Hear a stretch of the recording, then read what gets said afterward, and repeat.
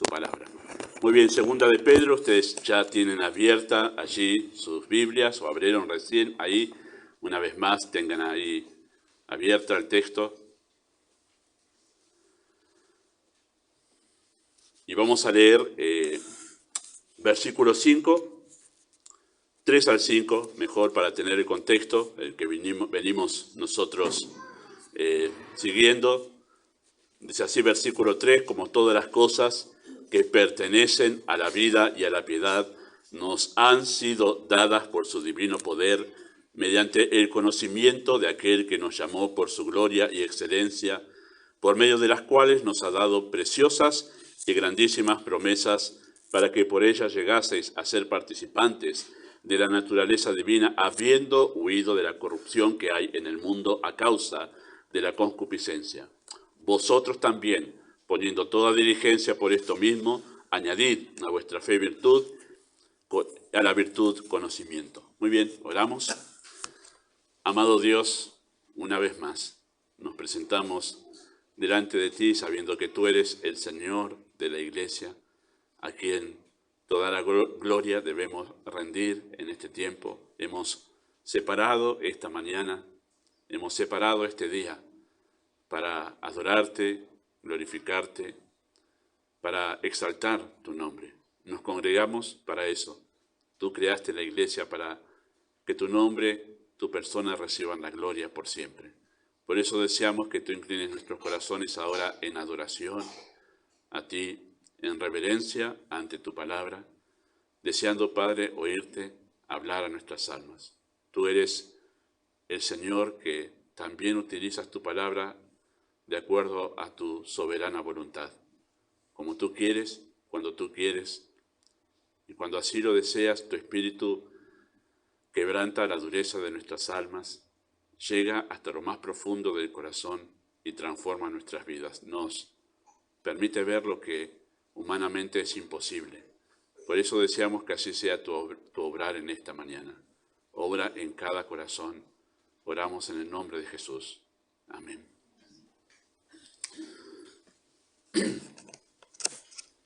Bueno, a partir del versículo 3, eso es lo que estamos viendo nosotros desde la semana pasada, a partir del versículo 3, Pedro comenzó a exponer el primer tema de esta carta, esta cortita carta. Así que tenemos aquí nosotros, que tiene dos temas la carta en realidad. Uno es este del capítulo 1 y capítulo 3, el 2 y 3 son un solo tema, ¿sí? Los dos juntos. Así que hay solo dos temas que están unidos y concentran ellos el pensamiento, o exponen, mejor dicho, el pensamiento de crecer en la gracia de Dios. Antes bien, crecer en el conocimiento del Señor Jesucristo, que es crecer en la gracia de Dios. Continúa con el tema de la primera carta a Pedro. Hay un hilo de pensamiento que él utilizó para unir las dos cartas. Así que a partir del verso 3, Pedro comienza a exponer este primer tema de la carta, el cual ocupa todo el capítulo. Y la idea principal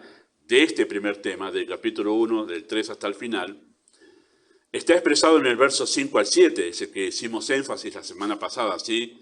Donde el imperativo, el verbo imperativo de esos versículos 5 al 7 es el verbo añadir. En realidad, cuando uno busca en el griego, los escritos que fueron copias de los originales, uno busca, no está la palabra añadir en sí mismo, de manera expresa, ¿sí? Explícitamente. Pero la construcción gramatical del griego, cuando se traduce al castellano, obliga a que esté, para entender la idea que estaba en griego, obliga a que esté ese verbo añadir, por lo cual es acertado que en castellano se ponga ese verbo allí como incluso el verbo dominante, añadir. Así que la idea de todo este capítulo 1, es esta. Para poder crecer en la gracia de Dios, debemos añadir a nuestra fe las 7 virtudes del carácter cristiano, porque ahí hay 7 virtudes que se mencionan, ¿sí? Que debemos añadir a nuestra fe. A la fe añadir virtud, conocimiento, dominio propio, paciencia, afecto fraternal, amor, esas virtudes que están mencionadas allí. Esta es la idea de Pedro, una exigencia a los creyentes a añadir, ¿sí? A su fe estas 7 virtudes. El capítulo completo es una sola unidad de pensamiento en un solo mensaje y lo estamos nosotros exponiendo, como expliqué la semana pasada también, por episodios. O sea, esto es un solo mensaje, todo el capítulo 1, ¿sí? Pero lo estamos exponiendo por episodios, haciéndole al texto las preguntas pertinentes que nos permiten extraer este mensaje. Yo digo estas cosas que son muy, en cierta manera, técnicas, y si usted las pesca, ¿sí? Son las maneras que usted puede leer la Biblia y estudiarla en su casa. ¿Sí? Todas estas cosas que estoy diciendo, le hacemos al texto preguntas pertinentes, son las que usted agarra cualquier texto en su casa, de la escritura, y le hace las preguntas que le esté haciendo a este texto. Y entonces usted va a extraer la verdad como la estamos extrayendo ahora. Y estamos haciendo así, por medio de preguntas, exponiendo esta verdad a añadir a la fe las virtudes de la piedad. La primera pregunta que hicimos nosotros o respondimos a la luz del texto la semana pasada fue ¿por qué debemos añadir a nuestra fe estas 7 virtudes de la piedad? El texto nos respondió sí a nosotros diciendo porque todas las cosas, en versículo 3, que pertenecen a la vida y a la piedad nos fueron dadas por su divino poder y hemos hecho la pertinente exposición y énfasis acerca de esa verdad. Esa es la razón. Todo nos fue dado. Todo lo necesario para que podamos añadir, ¿sí?, esas virtudes a nuestra vida o como una forma de vida a nosotros, bueno, nos fue dado por el divino poder de Dios mediante el conocimiento de aquel que nos llamó por su gloria y excelencia. La segunda pregunta que vamos a responder nosotros en esta mañana, que es el segundo punto de este largo mensaje, es ¿cómo? ¿Cómo debemos añadir a nuestra fe? ¿Cómo? Porque uno dice, bueno, es la pregunta natural que viene. ¿Por qué debemos añadir? Porque el imperativo es añadan. La pregunta es ¿por qué? ¿Por qué debo añadir? Bueno, nos respondió ya. ¿Cuál es la otra pregunta? ¿Cómo? ¿Cómo puedo hacer eso? ¿Cómo puedo añadir estas virtudes a la fe? Bueno, el texto nos responde a nosotros en el versículo 5 diciendo, vosotros también, poniendo toda diligencia por esto mismo a añadir. Y ahí nos responde el texto a nosotros cómo debemos añadir estas virtudes a la fe. El verbo principal, ese verbo añadir, está modificado. Así se explica esto en gramática, ¿no? Está modificado y cobra mayor fuerza por la expresión toda diligencia. Toda diligencia. Lo cual indica que debemos añadir con velocidad, rapidez, fervor, prontamente y con solicitud. Todo eso implica la palabra diligencia y muchas cosas más que podríamos explayarnos. Pero creo que la idea de diligencia está clara tanto en griego como también en castellano. No hay mucho que indagar allí. Nosotros mismos pensamos enseguida en alguien diligente en su vida, en su trabajo, en las cosas que hace en la casa, en sus estudios. Cuando pensamos en alguien diligente enseguida viene la idea de rapidez, de velocidad, de solicitud en todo esto, ¿sí? Así que el imperativo exige. Este imperativo exige al creyente una respuesta inmediata en la búsqueda esmerada de la excelencia. Eso explica o resume lo que es la diligencia, ¿no? Añadir estas cosas con diligencia, con toda diligencia. Entonces, el crecimiento en la gracia de Dios, añadiendo las 7 virtudes de la piedad, demanda un gran esfuerzo por parte del creyente, no para conseguirlas, ¿sí? Demanda un gran esfuerzo, porque eso es lo que es la palabra diligencia, está demandando un gran esfuerzo de parte del creyente, pero no para conseguirlas. ¿Por qué? Bueno, porque el verso 3 ya nos dijo explícitamente que nos fueron dadas. Todas las cosas nos fueron dadas, las tenemos, juntamente con la fe nos fueron dadas. Y uno dice, pero entonces, ¿cómo añadirlas? Si ya me fueron dadas. Así que no es un esfuerzo por conseguirlas, porque esa palabra dadas incluso es la palabra que significa regalo, que significa un don, de ahí viene esa palabra dadas, ¿no? Así que no significa eso, sino que en realidad debemos esforzarnos por añadirlas a nuestra forma de vivir. Hemos sido salvados por la fe, pero nos esforzamos por vivir en la fe. Así que el esfuerzo que se requiere aquí no es por conseguirlas, porque ya las tenemos los creyentes, sino es por hacer de esas virtudes una realidad en nuestra vida diaria. Ese es el esfuerzo que se le requiere al creyente. Que yo pueda tener estas siete virtudes, manifestarlas en mi manera de ser, tanto en el hogar, cuando me relaciono, si estoy casado como cónyuge, si soy padre, si sos madre, bueno, la idea es que esas virtudes las puedas manifestar en tu rol como madre o como padre. Si sos un creyente que está trabajando en relaciones de dependencia, la idea es que estas 7 virtudes las puedas manifestar, guíen tu manera de trabajar, en tu relación con tu patrón, en tu relación con tus compañeros de trabajo. O sea, la idea del esfuerzo aquí es que el creyente viva bajo estas virtudes como un principio de vida. En eso se requiere de nosotros un gran esfuerzo. Toda diligencia se requiere para eso.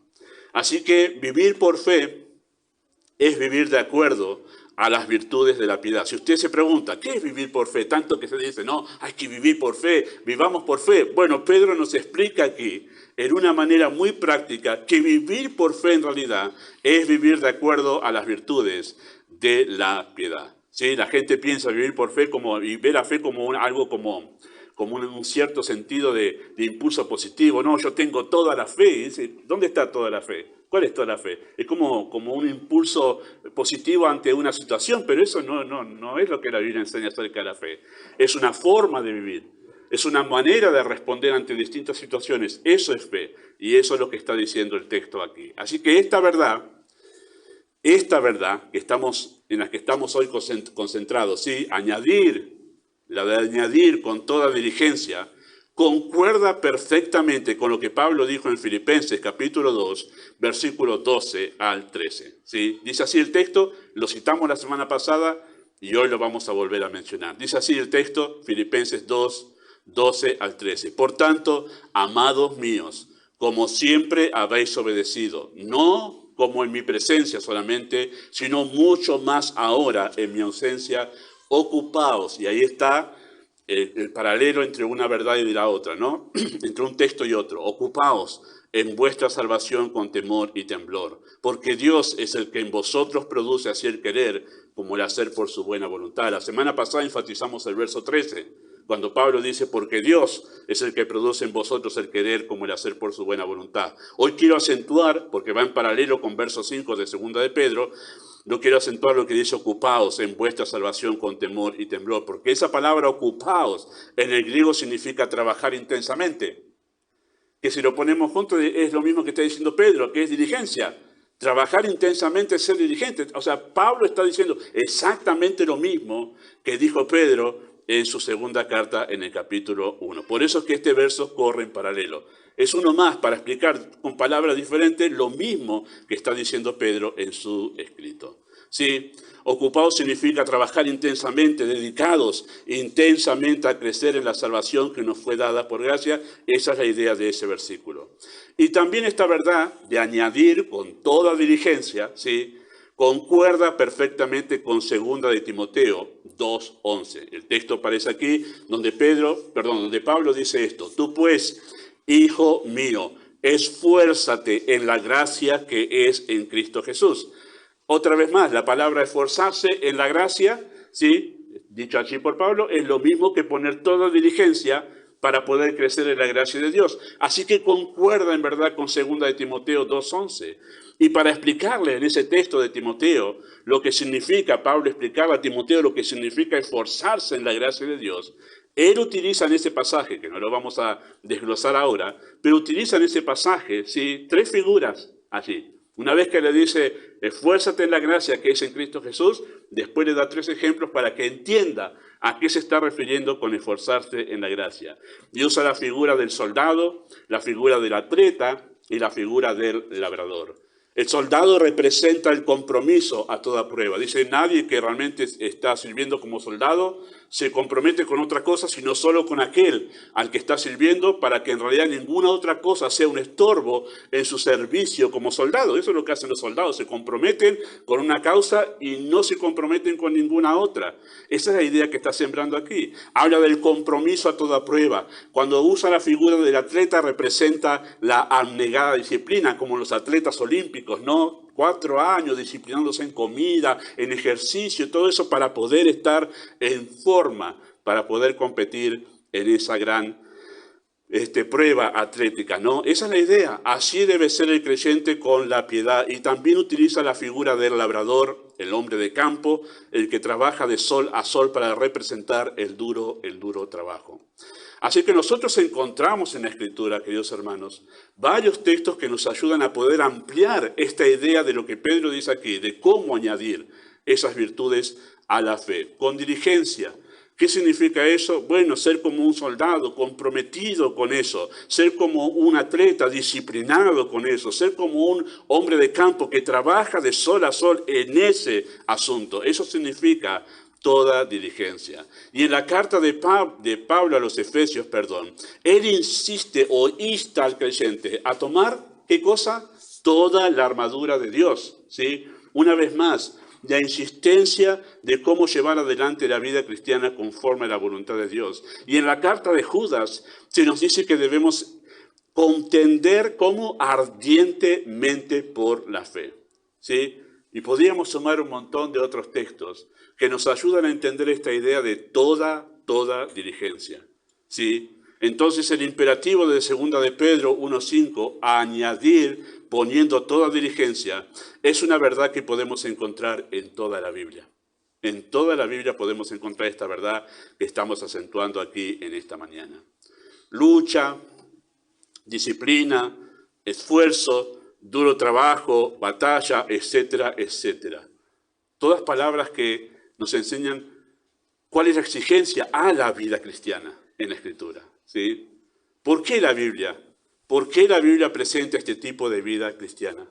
¿Sí? Algunos por allí proclaman una vida cristiana sin ningún esfuerzo, sin nada, como una vida cristiana toda tenida de rosa, donde no hay problema, donde no hay que esforzarse por nada, donde todo llueve desde el cielo como por arte de magia. Bueno, la Biblia no presenta así la vida cristiana, la presenta como una lucha, la presenta como una carrera, la presenta como un arduo trabajo. Así la presenta. Y dice, pastor, no diga eso porque no va a haber nadie a la iglesia.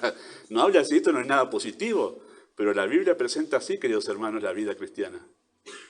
No es nada seductora para el mundo esta vida cristiana. No lo es. Y no tenemos que cambiar esto. Y vamos a explicar ahora por qué la Biblia, en realidad, presenta este tipo de vida cristiana. Tan exigente, tan exigente. ¿Por qué somos instados nosotros a esforzarnos diligentemente? Y aunque podríamos dar varias respuestas a esta pregunta, vamos a mencionar las que el texto nos da, ¿sí? Las dos respuestas que el texto nos da. ¿Por qué nosotros, o por qué se nos insta a tener este tipo de vida cristiana, ¿sí? Añadiendo y poniendo toda diligencia por crecer en la fe. Somos instados a añadir con toda diligencia, porque la naturaleza de la fe lo requiere. La naturaleza de la fe, cuando digo la naturaleza de la fe, es la clase de fe que se nos dio para ser salvo, requiere en realidad, o sea, esa fe exige en realidad que se nos den desafíos de este nivel, de este calibre. La fe demanda eso. Vamos a pensarlo así de esta manera. Vamos a ponerme a mí en una competencia, ¿sí?, de carrera de 200 metros, y ponen a otro que es Usain Bolt, ese famoso corredor que no sé si alguien lo superó.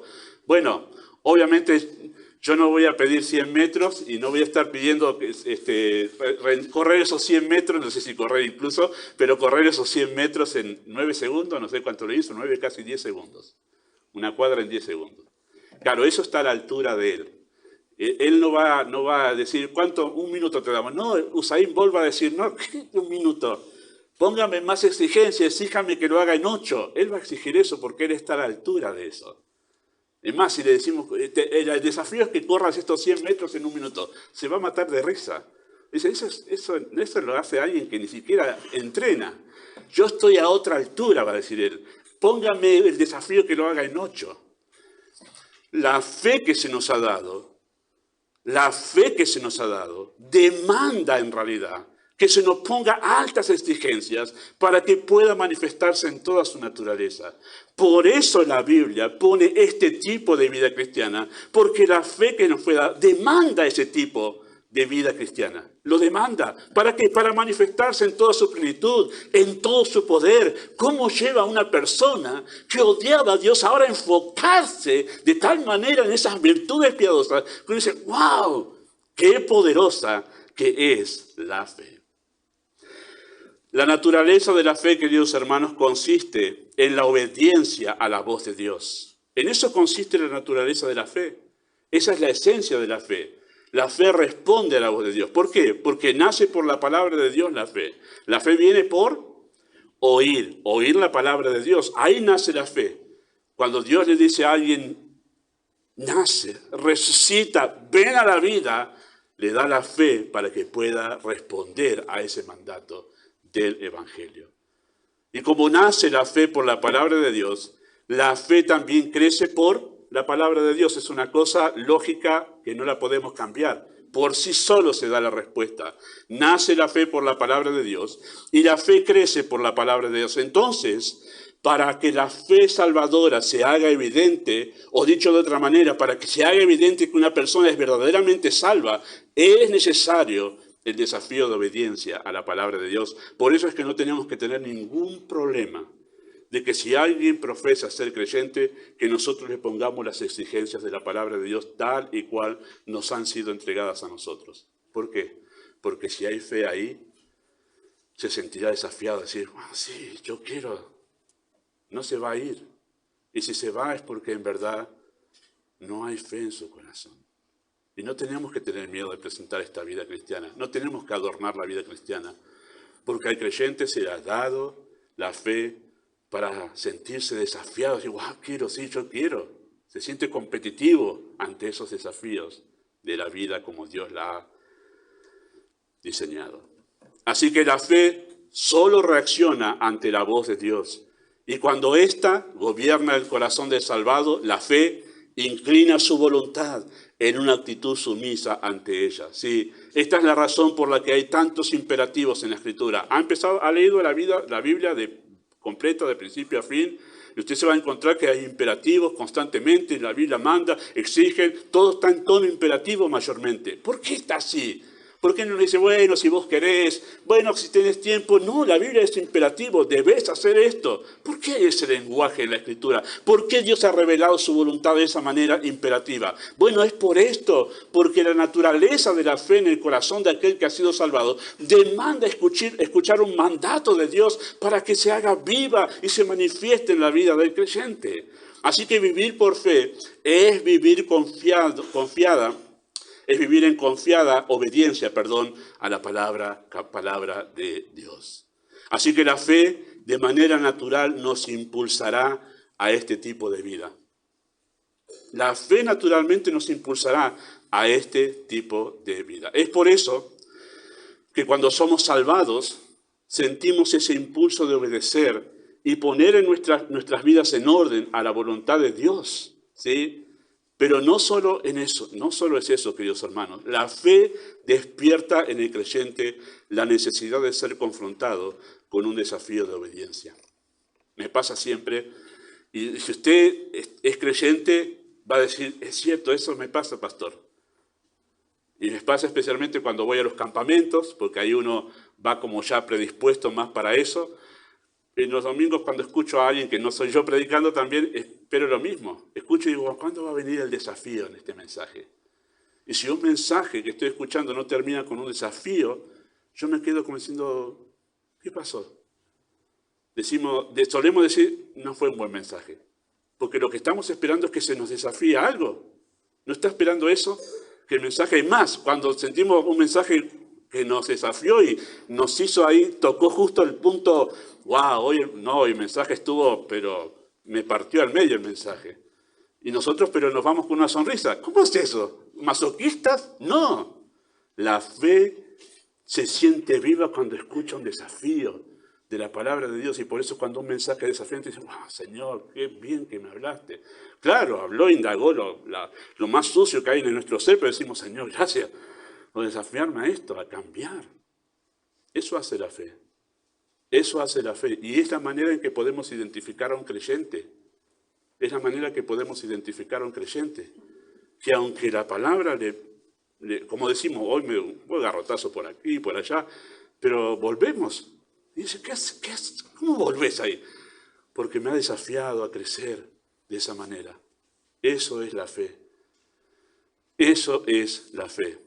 Y por eso es que necesitamos este tipo de desafíos para que la fe se despierte. Si está, se despierte. En creyentes que están adormecidos, creyentes que hace tiempo están viviendo una vida sin compromiso, la fe si está ahí, se despierte y vuelva en obediencia consagrada al Señor. Entonces, esta es la primera razón por la que Pedro nos insta a añadir con toda diligencia. Tan alta exigencia, queridos hermanos, solo puede ser bien recibida por un corazón donde reposa la fe que viene de Dios. Por eso no tengo ningún miedo a esta altura de mi vida como predicador de enseñar esto. Y si el que no es creyente se ofende, bueno, oraremos por su salvación. Pero el creyente, yo sé, cuando predicamos fielmente el texto, si dice toda diligencia, es toda diligencia, no lo podemos cambiar. Sé que los creyentes serán confrontados a vivir mejor para la gloria de Dios. ¿Por qué somos instados a esforzarnos diligentemente? Bueno, porque es la respuesta, esa diligencia es la respuesta coherente ante la bondad de Dios al otorgarnos tan grandiosos dones. Es la respuesta lógica de la fe al considerar cuán grandes dones nos ha dado Dios por medio de la fe en la salvación. Cuando considero eso digo, ¡wow! Me tengo que esforzar. Cuando considero los grandiosos dones, que fue lo que consideramos la semana pasada, versículos 3 y 4, los grandiosos dones, mi respuesta es, me tengo que esforzar por esto. No puedo permanecer perezoso en mi vida espiritual. Debo esforzarme por esto. Los versos 3 y 4 son un cofre de riquezas celestiales que nos han sido otorgadas por pura gracia. Eso lo vimos la semana pasada. El poder de Dios, la gloria y excelencia de Cristo, preciosas y grandísimas promesas, la participación de su naturaleza divina. Y dice, wow, todo lo que nos ha dado Dios por medio de la fe. Dios no nos dio de lo que le sobraba, queridos hermanos. Nos dio todo en forma gloriosa, nos dio todo en forma grandiosa. Ahora notemos cómo gramaticalmente el texto nos lleva a esta conclusión de lo que acabo de decir yo, que es la respuesta natural de la fe ante los grandiosos dones que Dios nos ha dado. Hablando en términos humanos, Dios puso todo empeño para darnos esta vida plena, esta vida piadosa. Por lo cual, como consecuencia es por lo cual, ¿sí? Vosotros también. Noten verso 5, vosotros también. ¿Por qué comienza con vosotros también? Porque la palabra también significa que yo voy a hacer algo semejante a lo que otro hizo. Vosotros también. Entonces eso nos lleva a esta conclusión, ¿sí? Y uno se pregunta ahí, cuando dice vosotros también, ¿qué cosa? Sería la pregunta. ¿Qué cosa vosotros también? Bueno, vosotros también, como Dios, pongan toda diligencia por esta vida piadosa. Tanto empeño que ha puesto Dios en darle todas las cosas que pertenecen a la vida y a la piedad. No escatimó nada. Y usando las palabras de Romanos 8, ni siquiera escatimó a su propio Hijo. ¿Cómo no nos dará con Él todas las cosas que pertenecen a la vida y a la piedad? Bueno, ustedes entonces, en respuesta a ese esmero de Dios, uso palabras humanas, a ese esmero de Dios en darles a ustedes esta vida piadosa, como ustedes no se van a esmerar poniendo toda diligencia por crecer en esa vida piadosa. Sí, es la respuesta natural de la fe ante la grandiosa bondad de Dios al darnos todas estas bondades. Para Dios, queridos hermanos, el enfoque de la vida cristiana está puesto en la vida piadosa, que surge como resultado de la diligencia que el creyente pone en añadir a su fe las virtudes del carácter de Cristo. Así debería ser el enfoque que el creyente le da a la vida en Cristo. ¿Qué es lo más importante en la vida cristiana? Esto. Vivir en piedad. Vivir en piedad. Esto nos lleva a esta conclusión, nos lleva a este texto, que para Dios lo más importante es que vivamos en piedad. Es que sirva. Eso viene en segundo, tercer lugar, cuarto. Piedad, piedad. Eso es más importante. Así que cualquier enseñanza, presta atención a esta frase, cualquier enseñanza, sistema o programa que presente un cristianismo enfocado en cualquier otra cosa que no sea la piedad, enfocado dando el énfasis en la piedad, que no pone el énfasis allí, corre alto riesgo de ser un cristianismo falso. Y esta frase es muy tajante, ¿verdad? Muy extrema parece, ¿no? Pero yo quiero argumentar a favor de esta expresión. Cualquier grupo que se denomine cristiano y que no ponga el énfasis que este texto le pone, toda diligencia, en la vida piadosa, corre un alto riesgo de ser un cristianismo falso. Y si le parece exagerada esta expresión, escuche lo que dijo Pablo en 1 de Timoteo, capítulo 4, versículos 7 al 8, el texto aparece aquí, dice así: ejercítate para la piedad. Esta vida piadosa de la que estamos hablando en Pedro, ¿no? ¿Por qué? Porque el ejercicio corporal para poco es provechoso, pero la piedad para todo aprovecha, pues tiene promesa de esta vida presente y de la venidera. Interesante ese texto, lo voy a dar el contexto rápidamente, porque es muy usado este versículo para decir no hay que hacer gimnasia, ¿no?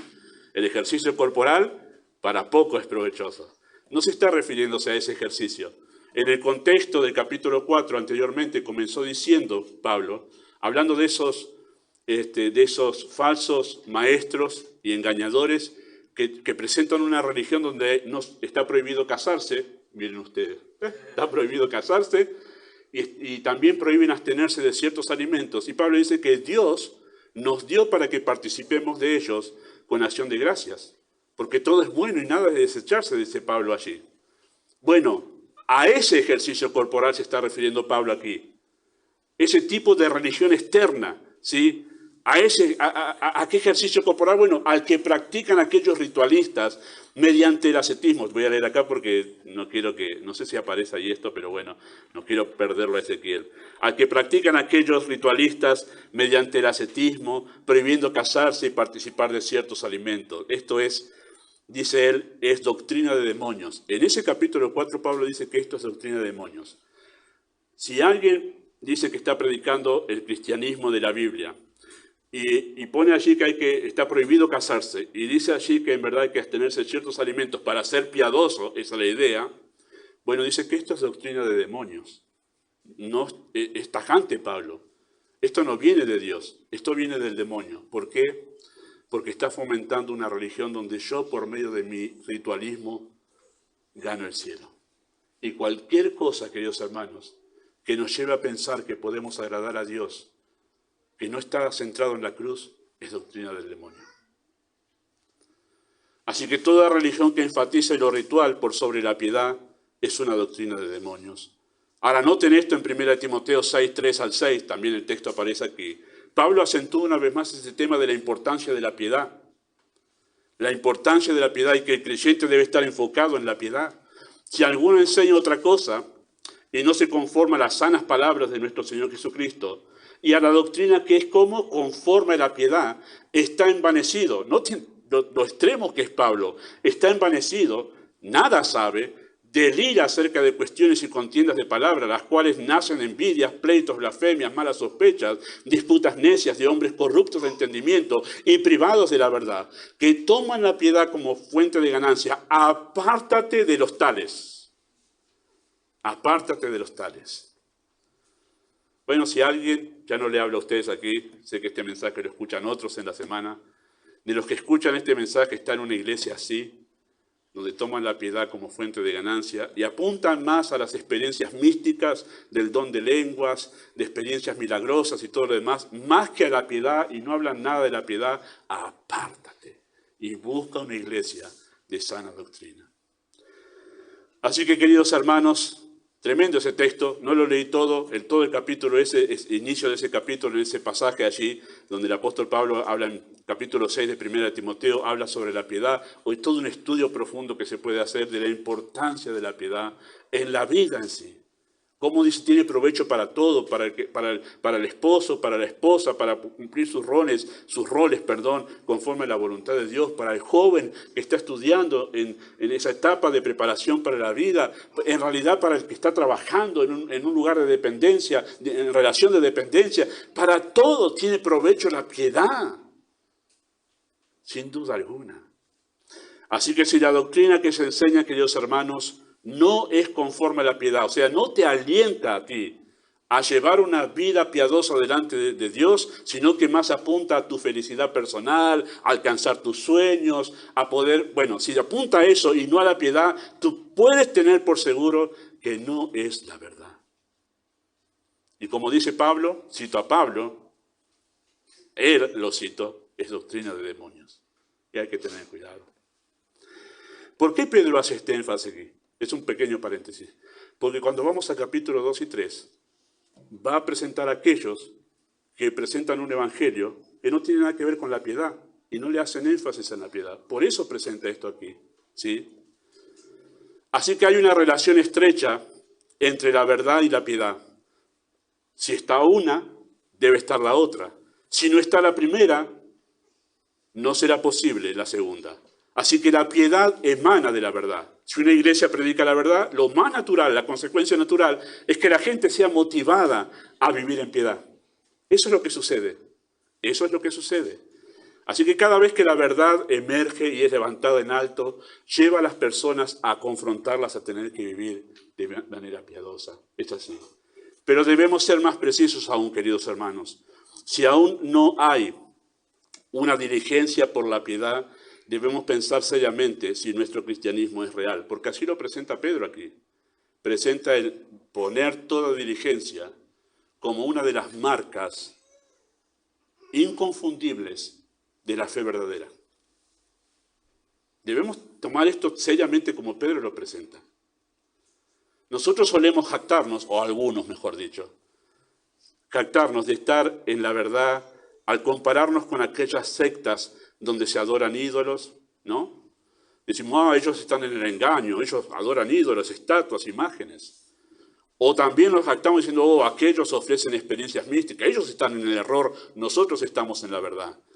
O también aquellos que promueven la prosperidad material, y en verdad todos esos lugares predican un evangelio que no es el que está centrado en Cristo.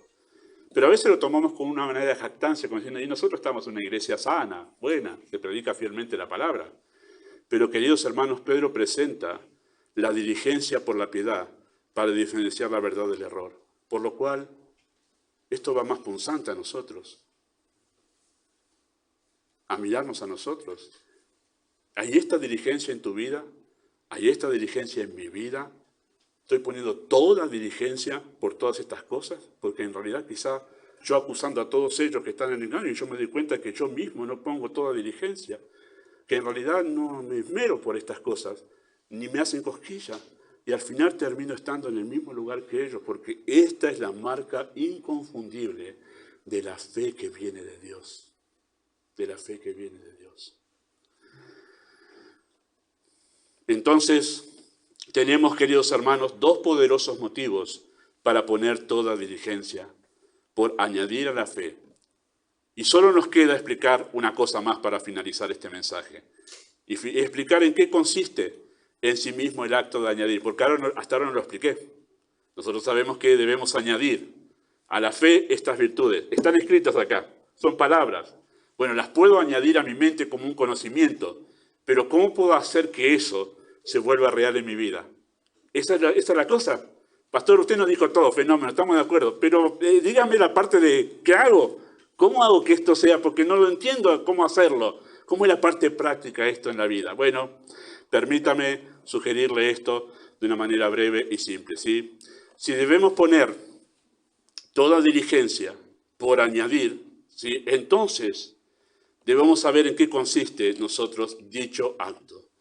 Todo el conocimiento, todo lo concerniente a la vida y a la piedad, lo que estamos viendo en 5 a 7, nos fue dado, ¿sí?, en forma de conocimiento. Fue lo que dijimos la semana pasada. Está aquí escrito en forma de conocimiento. Y tal conocimiento está contenido en las Escrituras. Entonces, toda vez que la enseñanza de la Biblia me insta a responder en obediencia, presentando un desafío que apela a la fe. Yo tengo en ese momento la oportunidad de añadir a mi fe, respondiendo con humildad y sumisión ante tal desafío. Así que toda vez que me rindo ante el mandato de la Escritura, estoy añadiendo a mi fe. Toda vez que un creyente dice, quiero poner mi vida en orden, está añadiendo a su fe. Toda vez que un creyente dice, y se encuentra con la predicación y dice, wow, yo estaba siendo deshonesto con el dinero. Me doy cuenta que yo le estaba robando a mi patrón porque en horas que él no estaba en el trabajo, yo me sentaba a fumarme un cigarrillo, tomarme un cafecito, irme a hablar con otros y me di cuenta ahora que le estaba robando. No lo voy a hacer más. Está añadiendo a su fe. Se ha sometido a la verdad de la Escritura. Toda vez que un creyente deja de mentir porque estaba acostumbrado, dice, no,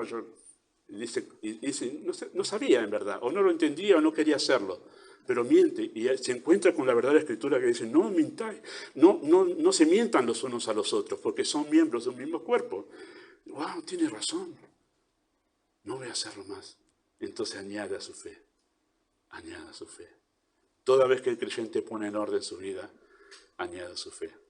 Mi papá está en Santiago ahora, visitando a sus parientes después de muchos años. Mi mamá hace 44 años que no iba a Santiago, su tierra natal, y mi padre hace como 20 más o menos. Y puedo citarlo ahora, no sé si está escuchando el mensaje ahora, pero puedo citarlo, pero mi papá se convirtió, él tiene panadería. Y todos le dijeron, cuando él se convirtió, empezó a darse cuenta que los domingos es para el Señor. Y todos le decían, no vas a cerrar un domingo porque es el día que más se gana. Y es cierto. Todos están en su casa, más un día como hoy, se vende un montón. Pero mi papá en un momento en su vida espiritual no tuvo ningún problema de decir, cerramos domingo, es para el Señor. Y el negocio creo que va a cumplir el 2026, va a cumplir 40 años. No pasó nada. Sigue viviendo mi papá, mi familia, sigue vendiendo, tiene su clientela, pero decidió cerrar, dejar de trabajar un día en la semana para dedicarlo a honrar al Señor. Y cuando un creyente hace cosas como esas, está añadiendo a su fe. Añade a su fe. Cuando responde como la Biblia dice que debe hacer, dice, añade a su fe. Su fe va creciendo. La Biblia me dice que yo debo honrar a mi esposo, le dice a las esposas. Y cuando una esposa decide hacer eso, añade a su fe. La Biblia dice que yo debo ser líder de mi hogar a los esposos, a los padres. Y cuando un esposo decide hacer eso, está añadiendo a su fe. Esa es la manera práctica. Y cuando lo hace, inmediatamente está haciendo lo que Pedro dice, con diligencia.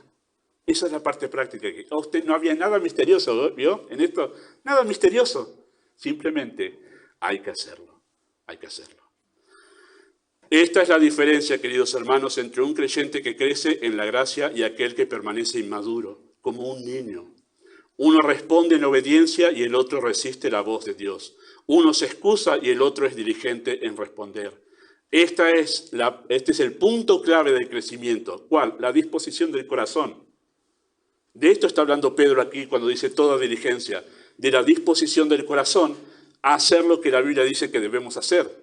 Eso es lo que diferencia a un creyente que crece y a otro que no. Lo que pasa en su interior, esa disposición a decir, sí, Señor, heme aquí. Es en esto, no solo en las cosas que el llamado a los misioneros a ir a otro lugar, sino en el día a día. Heme aquí, Señor, para esto. ¿Sí? Así que la diligencia es la manifestación visible de la disposición del corazón. La diligencia en añadir las virtudes piadosas a la fe es la evidencia de un corazón rendido ante la voz de Dios. Este es el punto de inflexión de todo creyente si crecerá o permanecerá maduro. Su respuesta ante los imperativos de la Escritura. Son pasos de fe, los solemos llamar, ¿no? Pasos de fe. Me gustan mucho los libros históricos, alguna vez vamos a ir ahí, pero todo esto que estamos diciendo acá ustedes lo van a ver en manera gráfica, así, ilustrada, en el libro de Josué, el libro de Jueces.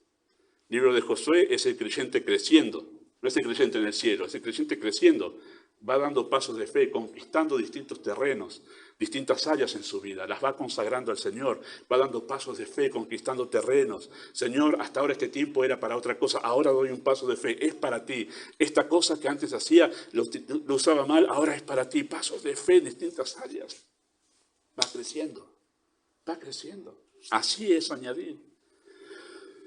Así que esta es la diferencia, este es el punto de inflexión entre uno que crece o permanece inmaduro y también si será uno que supera las cosas básicas de la fe o si permanece lidiando con pequeñeces en la fe. ¿Sí? Los ha visto creyentes de años y todavía luchando con las cosas más básicas de la fe. O no sé si iré hoy a la reunión o no iré. El creyente maduro lo tiene superado a eso. Va, no hay ningún otro compromiso que se le interponga para estar en la casa de Dios. El creyente maduro lo maneja de taquito a eso, solemos decir. No duda. Y Dios le dice, no voy. Ya está superado. Denme otro desafío porque el tema de asistir ya lo tengo superado. Ya me sé atar los cordones. Es así. Es así. Eso es madurez en la fe. Superamos las cosas básicas de la fe. Y quiero decirles, entre paréntesis, seguramente lo voy a repetir en otro mensaje, queridos hermanos, a los nuevos en la fe, en esta iglesia, a los nuevos en la fe, todo aquello que ustedes, en el comienzo de su fe, no lo pongan en orden, va a ser mucho más difícil ponerlo en orden de aquí a 5 años o 10. Se les va a volver una espina en el costado. Como aquellas naciones que Israel no sacó, no echó de la tierra de Canaán, y eso es libro de Jueces, y se volvieron una espina, un tropiezo en sus vidas espirituales. Así que si tú eres nuevo en la fe, comienza a hacer desde ahora todo lo que sabes que debes hacer, porque crecerás mucho más rápido. Mucho más rápido. Este es el punto de inflexión, queridos hermanos, esta disposición del corazón es el punto de aflicción si asume grandes desafíos o si permanece luchando con el ABC del Evangelio. Poner toda diligencia por añadir a la fe es la explicación práctica de la perseverancia de los santos. Aquellos que leen doctrina, que saben doctrina y saben de la doctrina de la perseverancia de los santos, es esto. Esta es la explicación práctica de la perseverancia de los santos, o sea, es la evidencia del poder de Dios preservando nuestras vidas en Cristo. Quizá, para finalizar, quizá tú eres alguien que ha pensado que es creyente, ¿no? Ser creyente, pero te das cuenta que esta pasión por la piedad no es la realidad de tu vida. Y quizá necesitas ser salvado y por eso no puedes perseverar. Por eso todo esto no te atrae. Piedad, ¿qué me dicen de piedad? Estoy pensando en mi felicidad personal. Quizá porque no tienes a Cristo, estás camino al infierno, a la perdición. Ven a Cristo, ven a Cristo. Y esto nos ayuda mucho a sacarnos las dudas de aquellos que, oh no, pero yo oré alguna vez, pero no iba a la iglesia, ni lee su Biblia, vive su vida como un perdido. Y quizá eso es lo que pasa, está perdido y necesita a Cristo y nosotros le seguimos llamando creyente, cuando en realidad no tiene a Cristo, no tiene a Cristo. Quizá tú eres un creyente inmaduro que todavía lucha con cuestiones simples y piensas que el problema son tus circunstancias, tu agenda de actividades, tus problemas familiares, tus amigos o cualquier otro factor externo. Pero quizá no has llegado a notar que se trata en realidad de un problema del corazón, de la falta de disposición ante la voz de Dios. Me gusta este versículo, siempre lo pienso, Salmo 119, 32 dice así, y es bueno para finalizar este. Por el camino de tus mandamientos, ¿qué dice? Correré. Oh, qué bueno es ver a un creyente corriendo en los caminos del Señor, diligente, corriendo. ¿Pero cuándo? Cuando ensanches mi corazón. El salmista no dijo, oh, cuando me liberes de este problema, ya sabes, Señor, mi familia, mi trabajo. No, cuando ensanches mi corazón, cuando tú obres en mí, cambiando ese corazón, yo empezaré a correr. Muy a pesar de todo el entorno, empezaré a correr por tus mandamientos. Ojalá suceda así. Ojalá suceda así con cada uno de nosotros. Amado Dios, una vez más nos postramos ante la verdad de la Escritura, llegando al punto culminante de saber que se trata de nuestro corazón, de la disposición de nuestra alma ante tu verdad. Pedimos que tú hables más allá, sabemos que así lo harás, para tratar con cada corazón y cada alma. Pedimos tu bendición en el nombre de Jesús. Amén.